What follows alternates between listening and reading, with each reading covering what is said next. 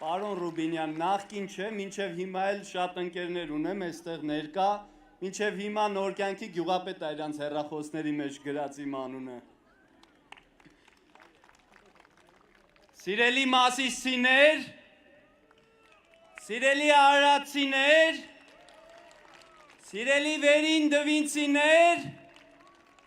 սիրելի վեդեցիներ, սիրելի արտաշատցիներ, ողջունում եմ բոլորիդ, վերջերս անվանակոչված Շարլ Ազնավուրի հրապարակում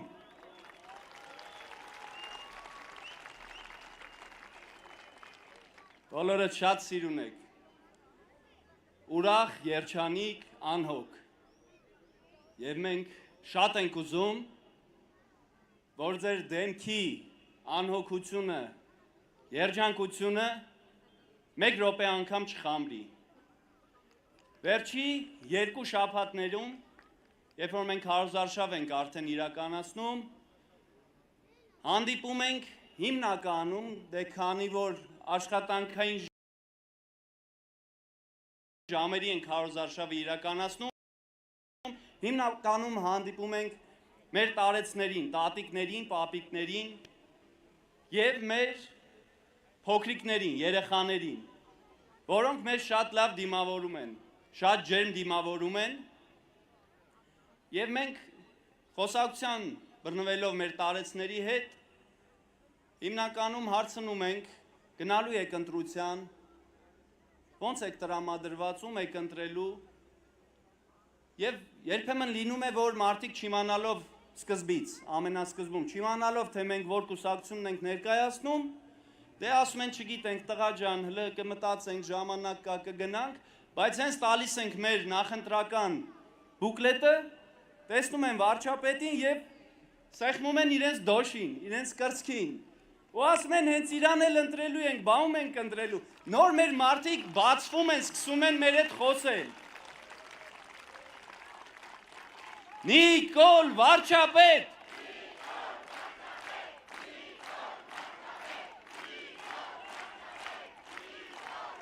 Եվ հիմնականում այդ խոսակցությունների ժամանակ մենք ասում ենք, եկեք հարմար առիթ է, հազիվ իրար հանդիպել ենք, խոսենք ինչ բողոքներ ունեք, ինչ պահանջներ ունեք, ինչ առաջարկներ ունեք։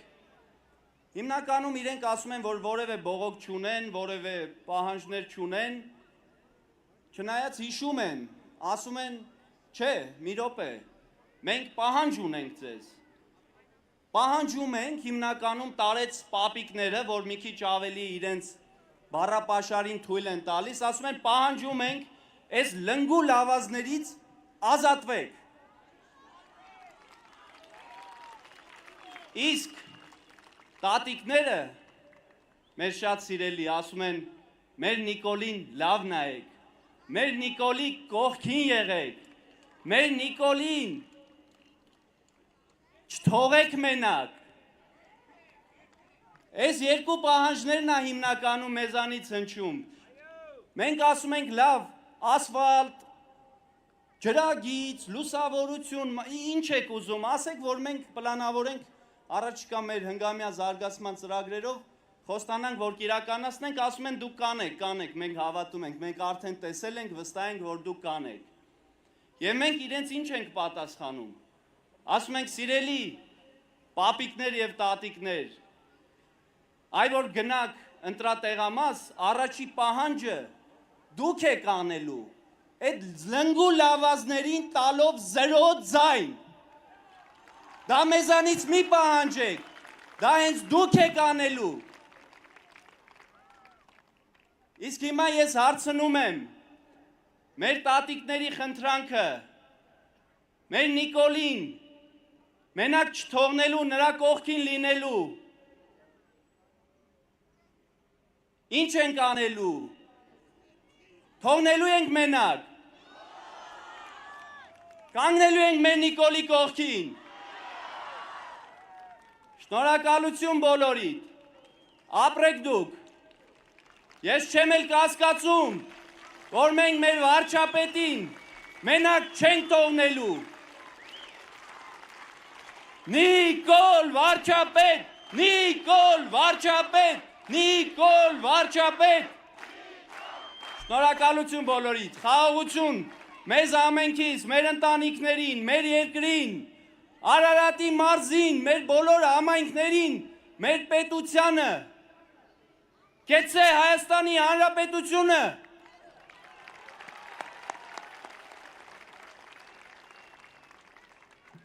Սիրելի ժողովուրդ, որպեսզի Նիկոլը լինի վարչապետ, ընտրություններ 2026-ին քվեարկում ենք։ Ընտրություններ 2026-ին քվեարկում ենք։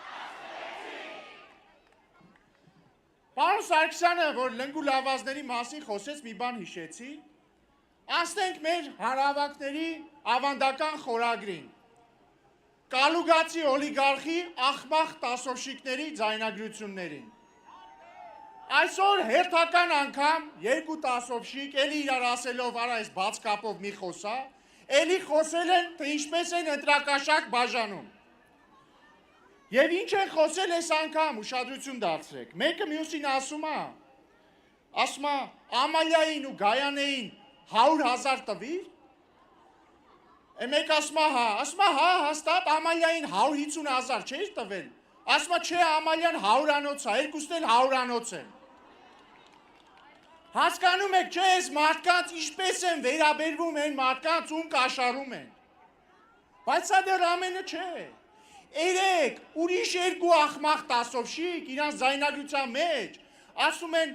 հա, կազմակերպեցիր այդ վիրավորված զինվորականներին, հաշմանդամություն ստացած զինվորականներին հավաքի պետք է գան, այդ ոչխարներին կբերես։ Այն մյուսն էլ հայոյում է, հասկանում եք, ասում է, հա, ամեն մեկը կա, մեկը չալիկով է, մյուսը առանց ձեռք, ու հայոյում է։ Բայց սա էլ ամենը չի։ Դրա նախորդ օրվա մյուս երկու աղմախ տասովշիկները խոսում են նրանց մասին, թե ինչպես են ղարաբաղցիներին օգնություն տվել, ու ասում են այդ սրիկաները ոնց մեզ չեն պաշտպանում, ու էլի հայոյում են։ Ժողովուրդ, մենք գործ ունենք տիեզերական մասշտաբի պղծության հետ, ու այս պիղծերին պետք է քաղաքականապես ոչնչացնենք։ Ընդ որում, պիղծ ասեցի, հիշեցի։ Ժողովուրդ, լսած կլինեք, մի հատ սկանդալ էր վերջերս տեղի ունեցել համաշխարհային։ Ջեֆրի Էփստինի սկանդալը, ամերիկացի մի հատ հարուստ մարդ, միլիոնատեր, որը բռնվել էր նրա վրա, որ ինքը տարիներ շարունակ եղել է մանկապիղծ, մանկահասակ երեխաների մարմնավաճառություն է կազմակերպել, թմրանյութերի վաճառք ու այսպես շարունակ, վերջում կախվեց բանտում։ Մեծ սկանդալ էր։ Եվ ինչ պարզվեց այս վերջերս, ԱՄՆ համապատասխան պետական մարմինը հրապարակեց այդ մանկապղծի գործով բոլոր փաստաթղթերը եւ պարզվեց ինչ։ Մեր աստվածավախ, հայրենասեր, ավանդապաշտ, բարերար, բարեպաշտ, ուժեղ, հզոր, ուժեղ Սամվել Կարապետյանի փաստաբան Ռոբերտ Ամստերդամը փաստաբանական ծառայություններ է մատուցել այս մանկապղծին։ Բայց ինչի ենք զարմանում, Ժողովուրդ ջան, միայն մանկապղծի համար աշխատել պատրաստ մարդը կարող էր գալ ու այս կալուգացու համար աշխատել։ Բայց շատ շեղվեցի։ Սիրելի ժողովուրդ, հաստատված խաղաղությունը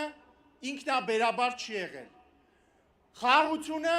դարձել է իրականություն Վաշինգտոնում նախորդ տարվա օգոստոսի 8-ին։ Դրանից առաջ վարչապետը նույն տարվա սկզբին այցելել էր Վաշինգտոն, հանդիպել էր ԱՄՆ փոխնախագահի հետ եւ բնականաբար օգոստոսի 8-ին էլ խաղաղության հռչակագիրը ստորագրվել էր ԱՄՆ նախագահի վկայությամբ։ Դրանից առաջ Հայաստանն ու ԱՄՆ-ն հաստատել էին ռազմավարական գործընկերային հարաբերություններ եւ այս ամենը հնարավոր չէր լինի առանց մեկ մարդու։ Այն ժամանակ ԱՄՆ-ում Հայաստանի դեսպան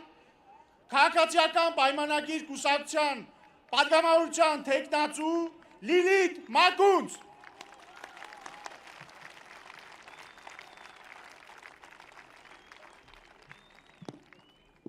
Շնորհակալություն, սիրելի Արարատի մարզ, սիրելի արարատցիներ, ողջունում եմ ձեզ։